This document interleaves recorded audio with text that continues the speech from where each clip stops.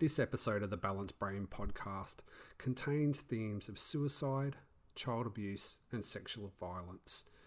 It may not be suitable for all listeners.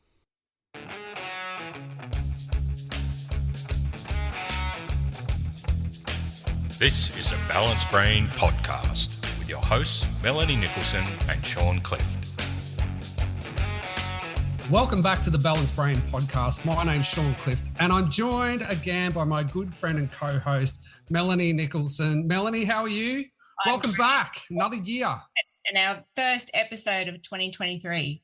Yeah, it's been great to have a little bit of a break, but we're back into it now, and we've got some really exciting things planned for the year, and a couple of really great guests. We've got a really great guest for our first episode. We're joined today by Anna Birch, who's a friend of yours, Melanie, yes, and has got a book out called Blossom in the Dust. So I'll throw it to you, Mel. Let's welcome Anna to the show. Hi, Anna. Hi, Melanie. Hi, Sean. We didn't know each other. Hello. You know, we have been writing together for quite a few years, and I just want to hit the listeners with the tagline of the book, which I think is the theme of everything. I vowed then that I would never let the bastards win. And I didn't. So tell us about the book. Tell us what the story is. Oh, all right, Melanie. I suppose when I was a teenager, I wanted to write a book, but I never really thought much about actually doing it. It was just sort of something I had in the back of my mind.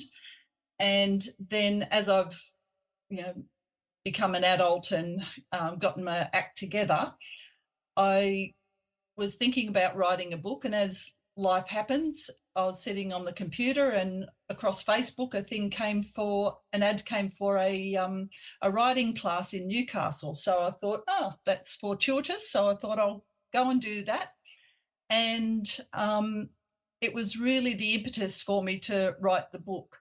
I can't thank the course enough for giving me the confidence to write. David, who was the teacher, he gave me permission to be, He gave me permission to speak my truth, I suppose, because I'm very much, just tell me the facts, whereas he showed me how to describe a setting, and to the point where with the book, if you read the book, then you're there with me because of the way it's written, because that's the way I wanted to write it. I wanted to write a book that the reader could imagine themselves in the situations that I was in, rather than being removed from the situation and being an observer, because I wanted my book to have power in it and to hopefully give power to others who have been through the same or similar circumstances that I have. And just to give you a bit of information about my life, my uncle sexually abused me from when I was 2 till I was 15, and on a regular basis, sometimes 2 or 3 times a week. And my mother was an abusive alcoholic, and it was just atrocious. When I was 9, she stabbed her boyfriend in front of my brother and I, and then proceeded to kick him for bleeding on the carpet. So that just gives you a bit of an idea about what my childhood was like. And, from week to week, I was covered in bruises, but only on my body and my upper arms or upper legs, where no one could see them, because, I didn't realise until I was sitting in a lecture one day, and the lecturer was talking about child abuse and actually said that exact thing, that when kids are abused, they're often hit in areas where the bruises and things can't be seen. And it just hit me like a bolt of lightning that I didn't realise that Mum controlled that side of her abuse so well, rather than it just being flagrant abuse, if that makes sense.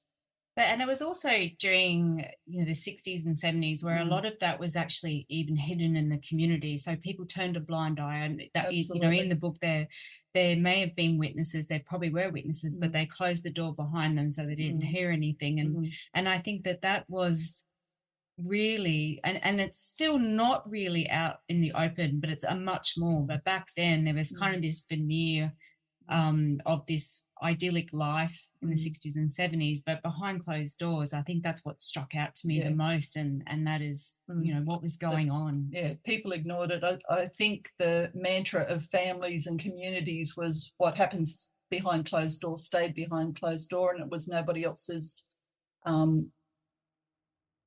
business. No one else's business. That's right. And like we lived in, so I'll give you a bit of background. I was born out of wedlock.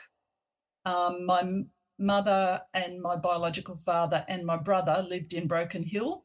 And then when my mother found out she was pregnant, she moved back to Maitland to stay with her sister until I was born. And then she was going to give me up for adoption. But my auntie stopped her from doing that because she didn't want to lose me from the family. And so I lived with my aunt for about the first 3 years of my life. And that's obviously when the abuse started with my uncle. And then when I was about 3.5 or so, my mother came and got me and took me to Broken Hill. We were there for a year or two, and then we moved back to Maitland. And when we moved back to Maitland, we moved back with my aunt, but we ended up moving into a flat and then a semi-detached. Yeah, semi-detached house. So in both of those places, we had neighbours that were next to the other side of our walls, and no one ever did anything. Like I could hear them talking, and they could obviously hear me and my brother screaming, but they didn't bat an eyelid, and they didn't do anything to help. And one night I'd left it. Mum was at the hotel, which she spent most of her evenings. And when I was about 7 or something, we had neighbours who had a daughter the same age as me, and we were quite good friends. And I asked her mum if I could stay or her daughter asked her mum if I could stay the night, and her mum said, "Oh, make sure that you leave a note for my mother." So her name was Debbie, and which I did. And then mum came home, like 10:30, 11 o'clock or something at night, and we were all in bed, and she bashed on the door, and Debbie's mother opened the door, and mum just stormed through the house trying to find me, like waking up everybody, turning on the lights in all the bedrooms, screaming, where was I? And eventually found me, and then grabbed me by the hair and dragged me back home and belted the daylights out of me. But I could see the neighbours, peering through the creases of their curtains and all of that sort of stuff. But nobody ever said a thing. Nobody ever did anything. Even when mum stabbed her boyfriend, my brother ran up to the ambulance station, which was probably about 1 kilometre from our place. And the ambulance came down and he was taken to hospital, as mum, my brother and I were also taken to hospital. Not that we were injured or anything, but just because mum couldn't leave us by ourselves and whatever, or seemingly couldn't leave us by ourselves. And he ended up coming back to live with us after he was fixed up. But not even the police were called, because he made up a story that he'd was carrying a breadboard and a knife and tripped and stabbed himself, whereas obviously that wasn't what happened. And just why do you think he did that? Well, if mum went to jail, then what was going to happen to me and my brother? So he was looking out for you. Well, I can only assume that. I don't know. I have no idea. I can only assume that. And in my mind, that makes the most sense. Right. And I did, I got a sense in the book that you did have these, I guess, helpers or guardian angels, but it was never in a direct way that would actually help you. But it was always in these roundabout ways that you had support there. But it just always seemed to be that no one ever actually called the police or called child services, but you did have some moments throughout your childhood where there were people assisting you, and as I said, even your mother's partners. And can you tell us how that, I guess, helped to give you where it was possible to have a safe space or to have even build trust with adults when you're a kid? I don't know that I ever felt that I had a safe space apart from probably my dad's place, which is my brother's father, not my biological father, because he still lived in Broken Hill. But I was actually brought up thinking that my brother's father was my father until I was 16, I think. And he was just such a beautiful man, but he was very quiet and unassuming and basically the exact opposite to what mum was. And I suppose that just gave me a space to breathe. And I actually ran away to his place when I was about 12 or something. And after about 3 days or 4 days or something, mum sent a taxi to come and pick me up. But I was just heartbroken that I had to go home because it was just so horrible.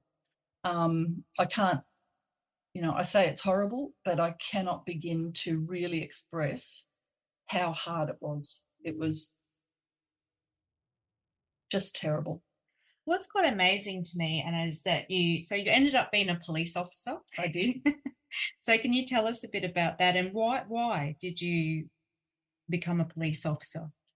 When I was about 10, when I was 10, I tried to take an overdose because I attempted suicide. Obviously, I wasn't successful. Then when I was about 12, something happened and I told mum that I was going to commit suicide by gassing. I didn't tell her I was going to gas myself, but that was my idea. Gas myself in the bathroom. And so I went in there, covered up all the holes, like the drain hole, put a towel across the window, across the bottom of the door, all that sort of stuff. And we had old gas heaters in the bathroom to heat the water in those days, and just turned on the gas and waited for the gas to fill the room. And it just took too bloody long. I got Claustrophobic? No. I got frustrated that I wasn't dying fast enough. And something just came over me and I thought, why should I kill myself? Because it's the best way I can get back at my mother and my uncle was to survive and to have a good life. And I thought, well, how can I best, because I wanted to help people who had been through similar things to myself. And I didn't think I was smart enough to go to university. So I thought the police force was the next best thing, that I could actually do something to help children in my situation. Before I applied, I rang up a police station and asked what services there were to help children. And the police officer I spoke to said, "What are you talking about? We don't have anything like that." And I was just struck dumb that, with all the child abuse that was going on, even in the police force, they hadn't actually highlighted the need for support for children, let alone women in domestic violence. And it just, so every part of society just turned a blind eye to abuse of women and children. It did end up being a fairly positive experience being a policewoman for you. Yeah. Oh, absolutely. I loved being in the police force. I worked with a fantastic bunch of people. The class that I went through in Sydney before police training went down to Goulburn. We were the largest group of females to go into the police academy, because before it was Neville Wran in about 78, 79 who asked for an inquiry into the police force and women in policing. And from that inquiry, he did away with, so there used to be numbers of women that could go into the police force. So it might be 3 a year or whatever it was, but he just got rid of that and basically opened up applications to the police force to men and women had the same duties as men did. And it was great. And I was very, very fortunate to go to North Sydney Police Station, which was a fairly young, like the community of police in that station were fairly young, and they didn't have a lot of the staid attitudes towards women in policing like some of the other stations had. I know when we went back for secondary training, quite a few, not one of them, but a few women who'd gone particularly out to the western suburbs and inner Sydney. They hadn't been out of the police station for the whole 10 months or whatever the probationary period was, because the sergeants and inspectors and whoever of their stations didn't believe that there was any place for women in policing. So they didn't get much experience at all, whereas North Sydney was fantastic.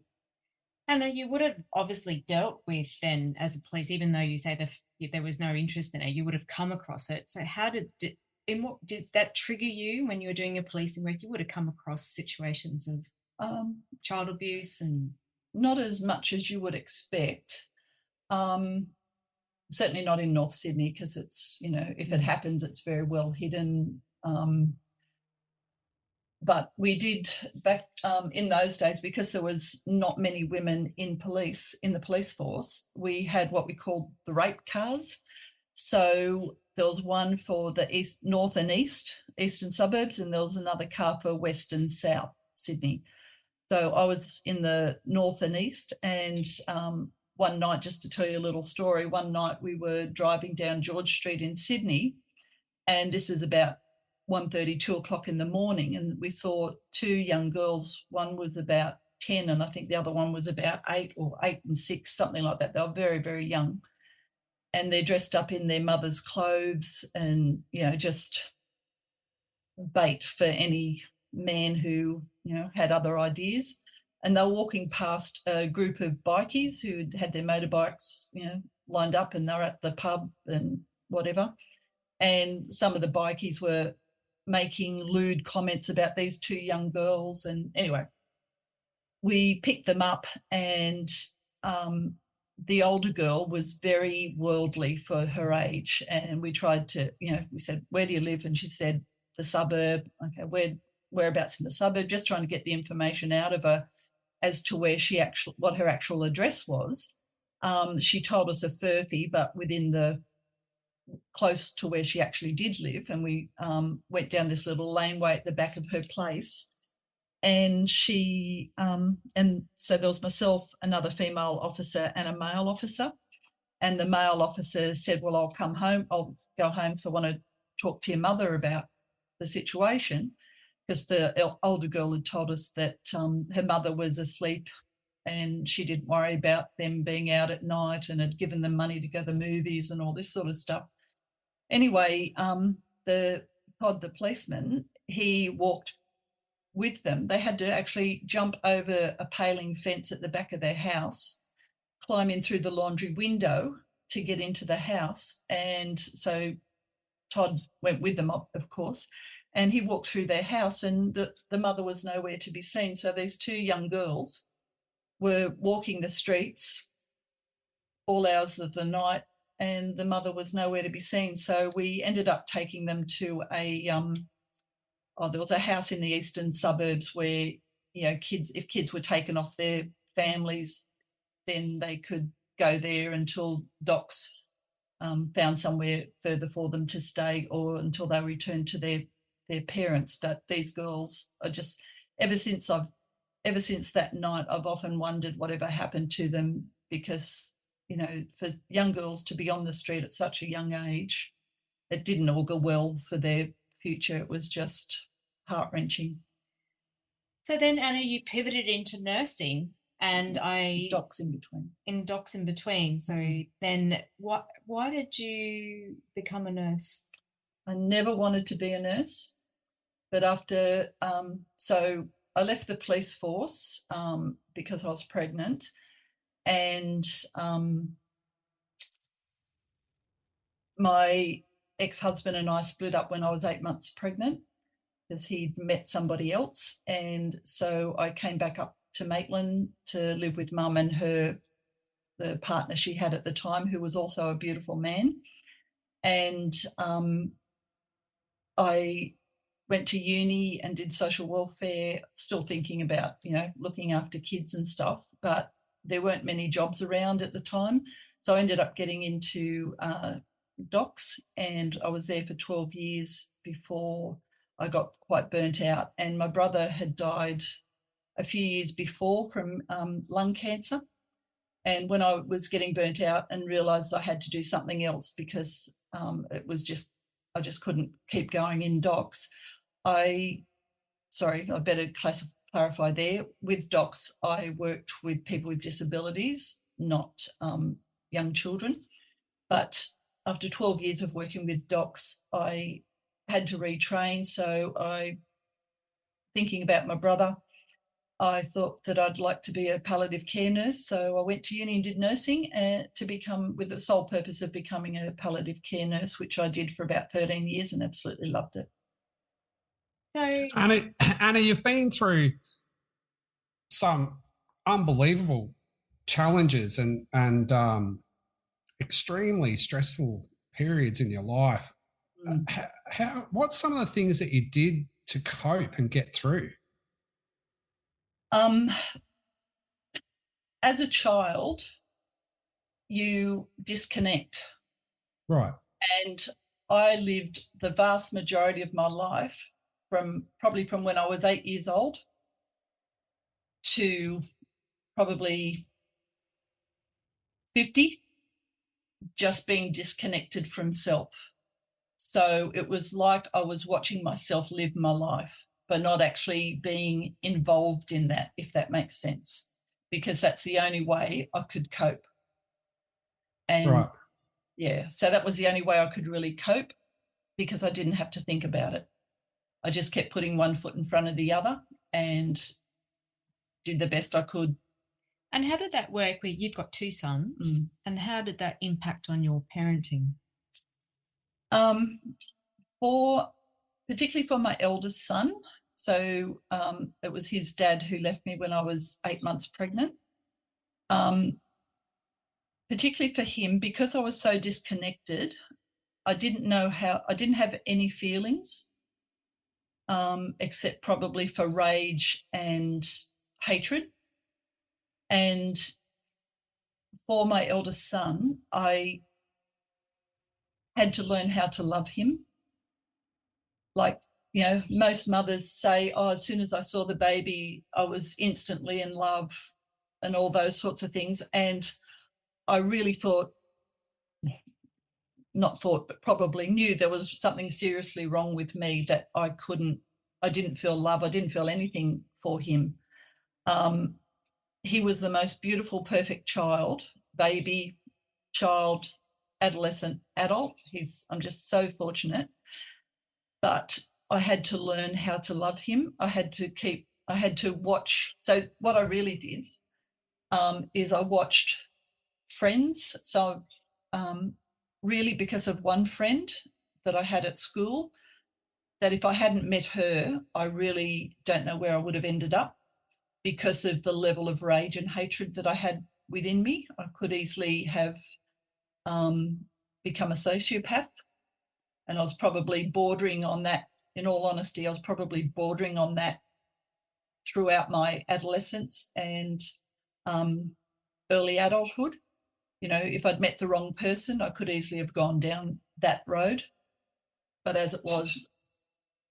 Sorry. So what's some of the things that she modelled for you? What drew you towards, what was the things that, helped you out? Well, we have been friends since we were 15 at school. Right. And she got a boyfriend, so Mark, and everything that they did. So we were living down in Taro at the time with Mum's boyfriend, Alan, who was, as I said, just beautiful. But every weekend, if they went out, I went with them. Like, I was involved in everything in their life, in their relationship. It was, Mark jokes that it's he was dating both of us, because, I was always sitting in the back seat, wherever they went. So just having that level of involvement, that I had an escape from my life, even if it was just 1 or 2 days a week on the weekends or something like that. And that she cared, not that I felt her care, but I acknowledged her attention, I suppose.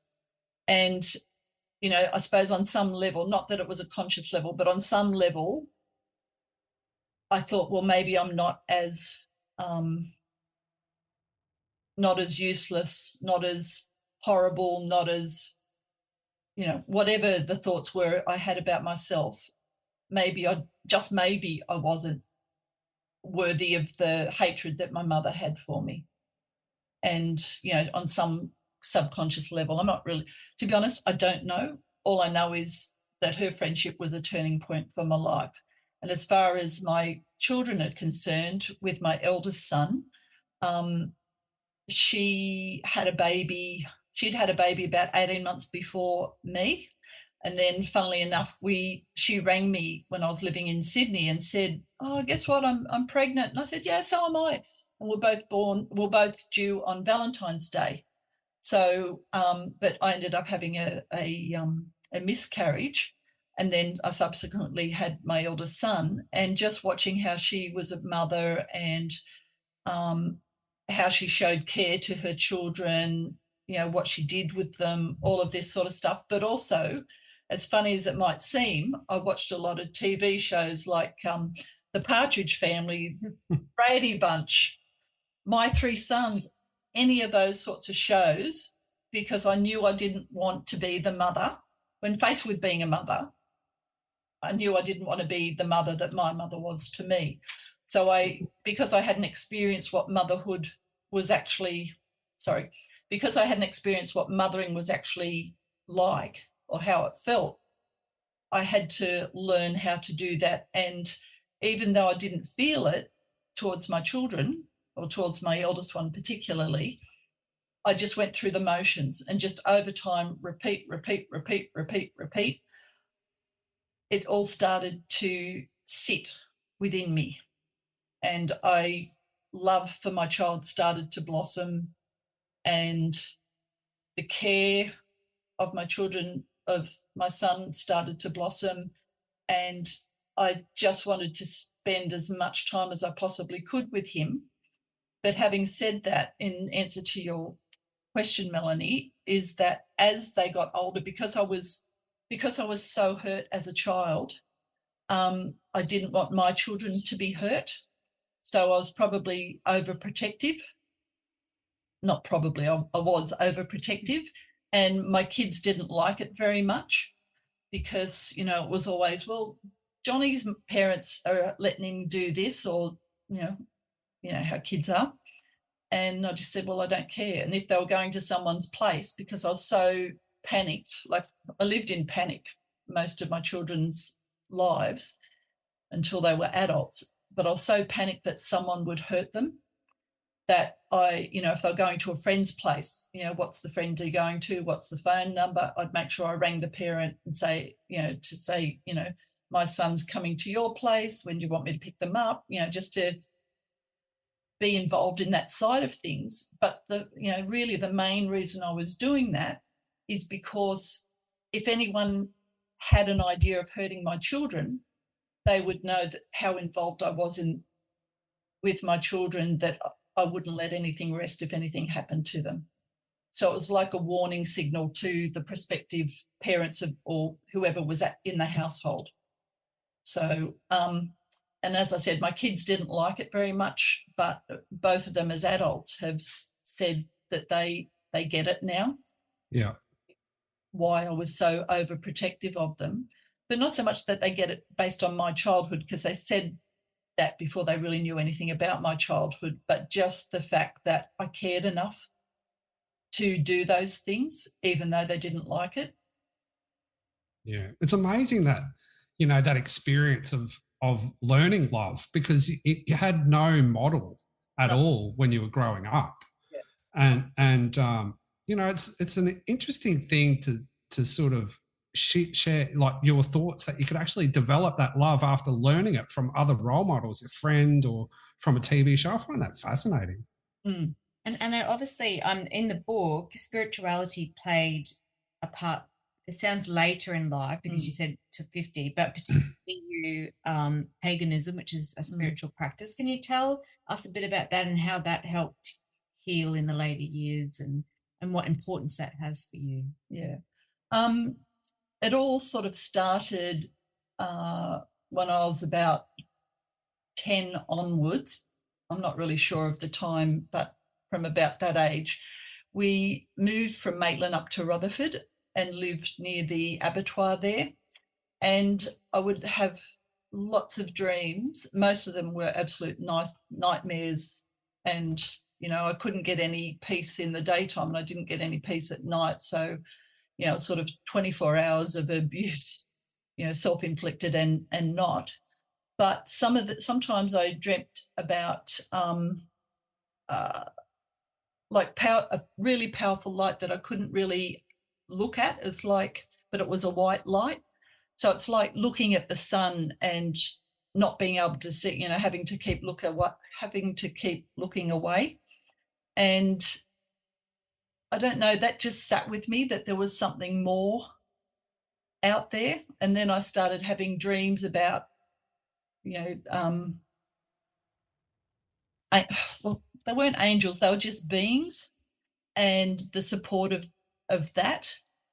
And then when I was about 40-ish, I realised that I couldn't go on doing,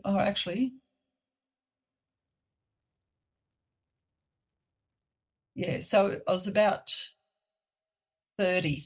I realised I couldn't go on doing what I'd been doing because I was just, as I said before, I was separated from my life and I had to figure out a way of reattaching myself to my life. So, for any life you need a foundation. So because my foundation had been, non-existent, I had to build a foundation for myself. And, a lot of people look at religion and, I'd been in a church choir and I'd gone to Sunday school and I'd gone to church on Sundays when I was in the choir, and I'd prayed to God time and time again to save me. And of course, nothing happened. So I didn't turn towards religion. I just figured out, okay, well, what matters to me and where I lived. So by this time I'd built my own home and had planted a lot of trees and things. And at this stage, when I was feeling really bad, I'd just go out in nature, and I had a gum tree. And I know this sounds really crazy, but I had a gum tree and I'd go down and sit in its energy. And it was so soothing. It was just amazing how soothing the energy of this tree was. And I tried it with other trees. The other trees were okay, but this was my tree that just helped soothe my anger or whatever I was feeling at the time. And so that sort of led me to looking at nature. And just over time, I developed ideas, about the interconnectedness of everything, that, a butterfly flaps its wings in Africa and, a monsoon happens in America or wherever, just that idea of the serendipity of experiences and just the flow of energy that creates good or not. And so I just developed this idea, and I thought I was a bit crazy, so I never talked to many people about it. But then I read the Celestine prophecies, and it was yes, every chapter, yes, that's what I think, yes, that's what I think.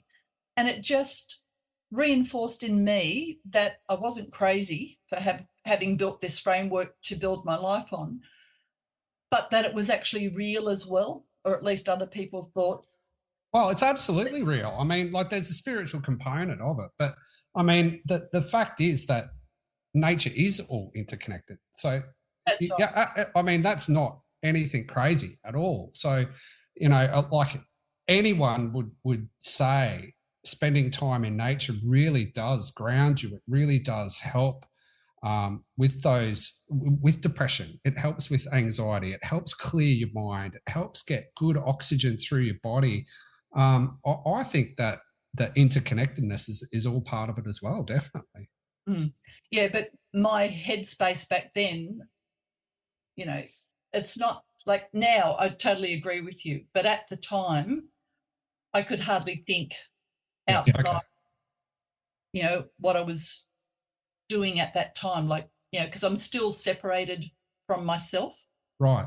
Still disconnected. So the fact that I'd put that together, is something nothing short of a miracle in the first place. But then, you know, because a lot of my friends and people around me didn't have those thoughts. It was very much, you know, A equals B. There's nothing. Yeah.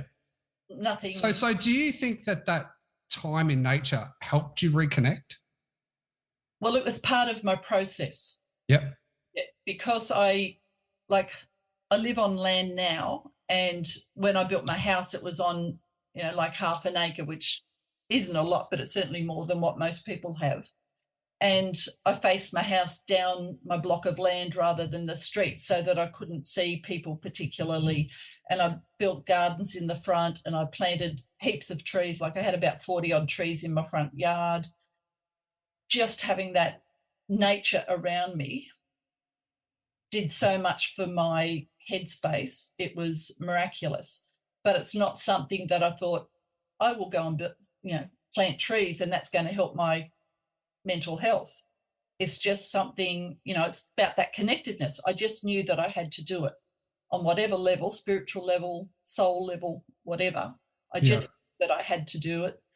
And exactly the same, like I live on a small acreage now, and I've done the same thing. Like I've planted heaps of trees, gardens, and it's just my space. And I drive in the driveway and it's, I can just breathe again. And, you know, the world is out there somewhere, but my place is just so comforting and calm, and, you know, it's just lovely. Well, the reason why I'm so interested in what you're saying on this particular topic is that, like for me, my battle with depression, being in nature was vital for me as well. It really was life-saving at times. You know, there was times where, you know, where things just seemed insurmountable. Spending time bushwalking, surfing, on the beach, by a lake, and I still do it now. I just did it the last weekend. Actually, I just had a bit of a rough trot for a month or so, and just disconnect, go. I just spent time on nature on a little island and hardly spoke to anyone for a couple of days, and it makes such a big difference. It does. Yeah. So, I mean, for me, I don't need to go out anywhere because I've created my own. Yeah, created it at home. Yeah. And so, I think there'd be people out there listening, and of course I'm a big one on this, but let's talk about justice. And you didn't get that at the end because your uncle was never held accountable. No. And I just wonder how you went through what would be justice for you, and what did that mean for you not having that resolved in the end? Just to expand that question more, like most people, when you ask them what is child abuse, everybody, I would think, I won't say everybody because that's a sweeping statement, but I would say majority of people would say sexual abuse. But whilst my uncle's sexual abuse was horrific, my mother's abuse affected me even more. Like, you know, I just learnt that I was unlovable, I wasn't worth caring about, you know, all of those things, which actually allowed my uncle to do to me what he did.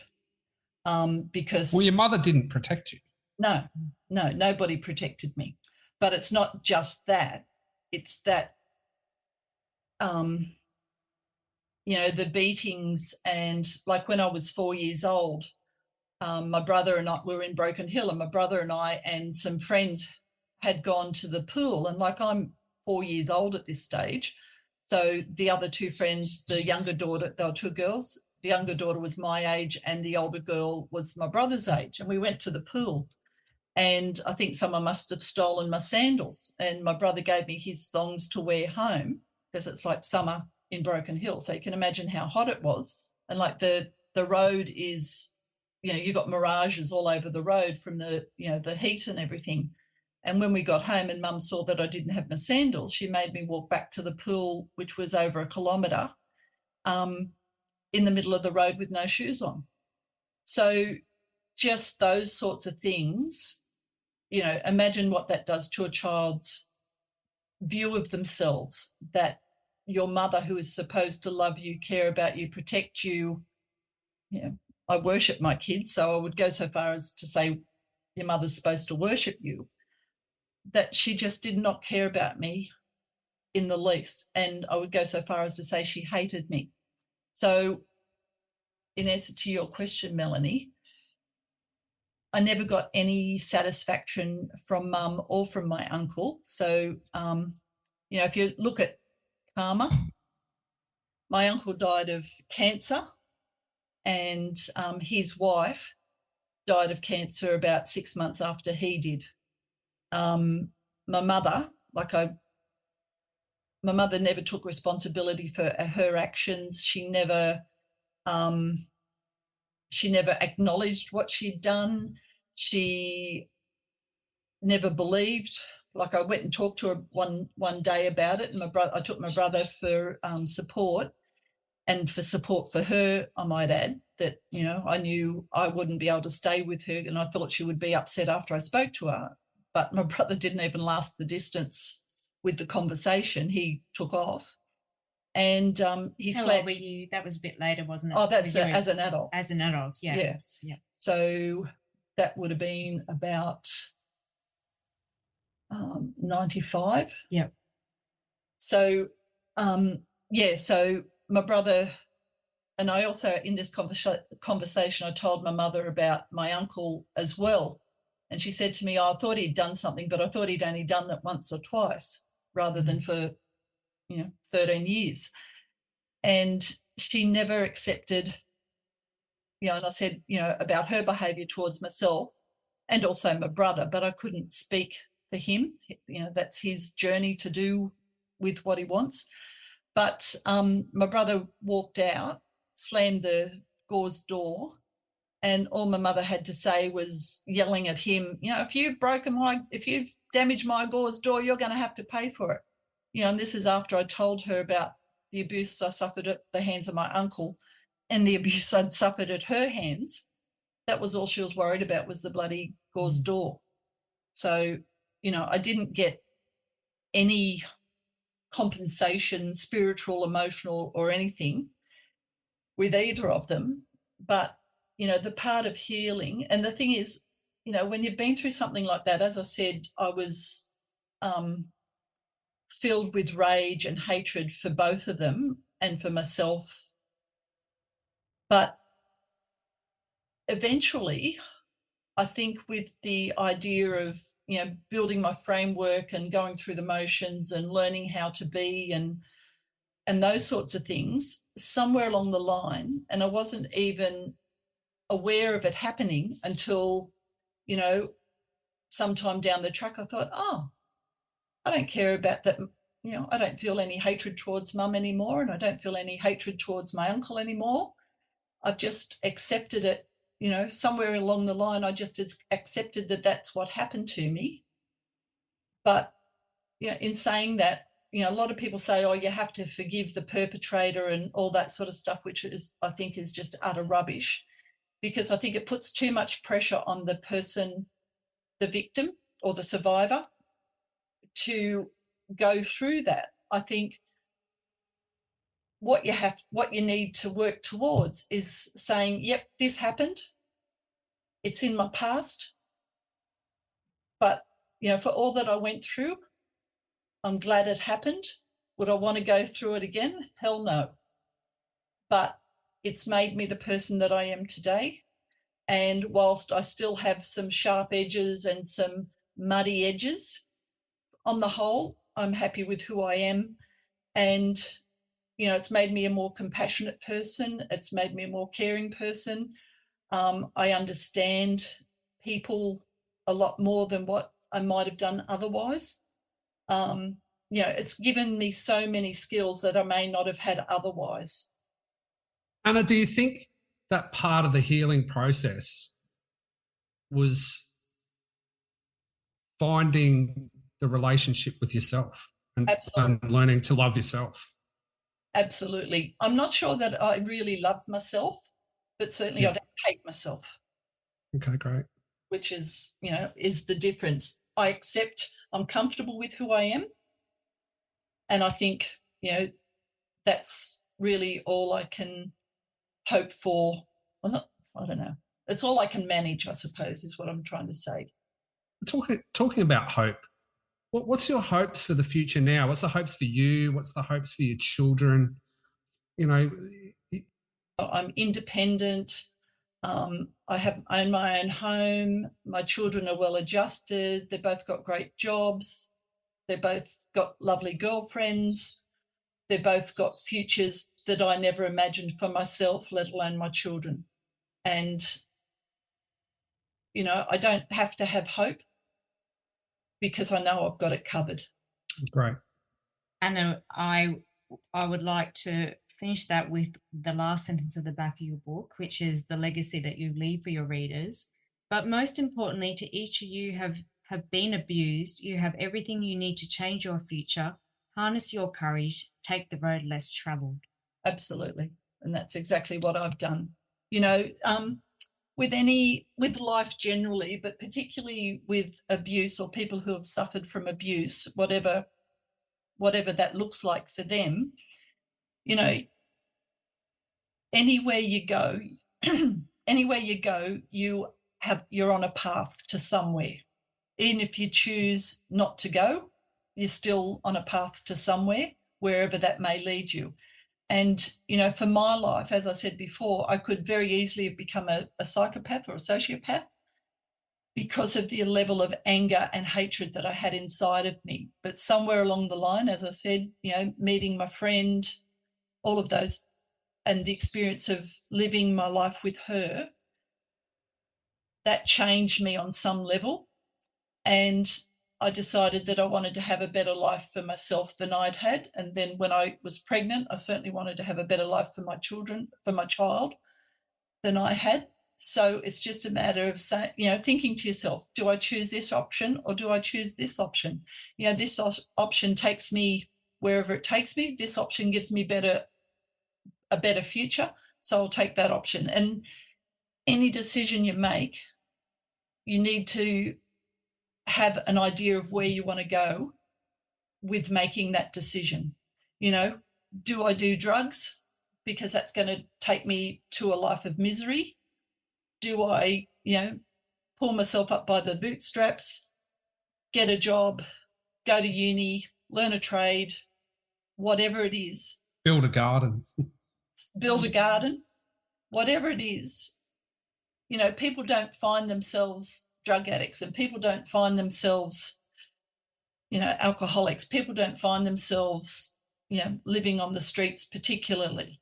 They have made choices to get them there. And it's just about making good choices for you.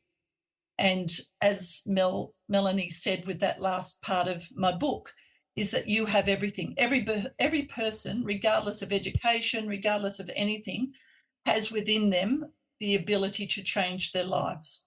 All they need to do is go in the direction, figure out a direction for their life and just keep putting one foot in front of the other. It's not easy. It wasn't easy for me. Like it took me 20, 25 years, 30 years. Even now I'm still developing myself and building myself. But you've got to do the hard work. You know, you've got to figure out where you want to go, what you need to do to get there, and just do it. You know, and for every 2 steps forward, you might have 3 steps backwards, but over time, you still keep moving forward and you just got to keep your eye on the prize. And for me, what I did was you know, I started setting goals. You know, where do I want to be in 12 months, 5 years, 20 years, that sort of thing. And I know that sounds cliched. No, not at all. For me, if I didn't do that, I would be living in a housing commission house, you know, in wherever. Not that there's anything wrong with that, but I've been able to make other decisions about where I wanted my life to be. And I wanted my children, as I said before, to have the best life that they possibly could. And for me to do that, I had to educate myself. I had to get a good job. I had to, you know, build a house. I had to have a place to call home for all of us. And, you know, it's just one thing on top of the other, just building and building and building and building.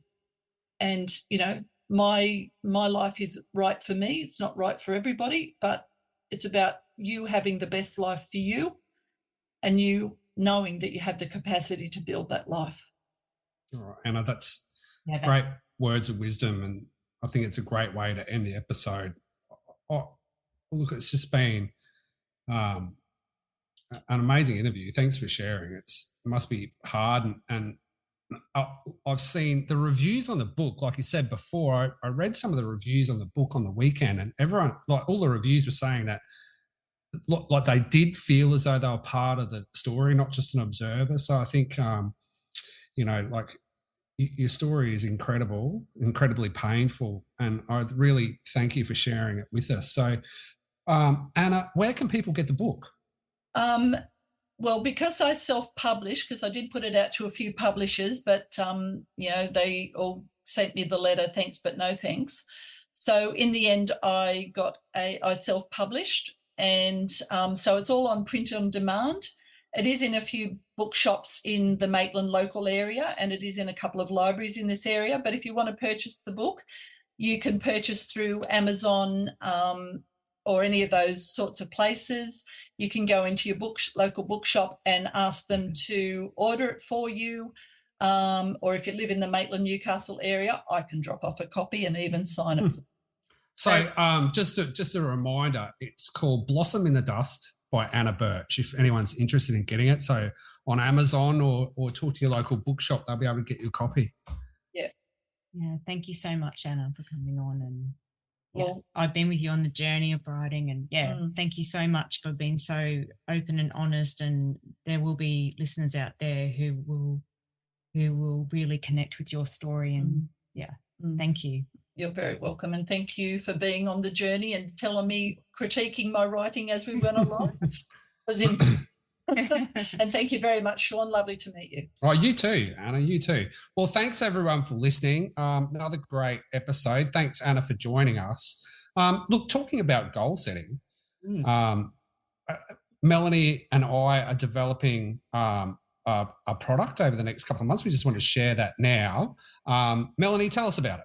Yes, we're creating the Balanced Brain Wellbeing Journal that will help our listeners to transform all aspects of their life. That's what our podcast is about. So physical, mental, emotional, and spiritual.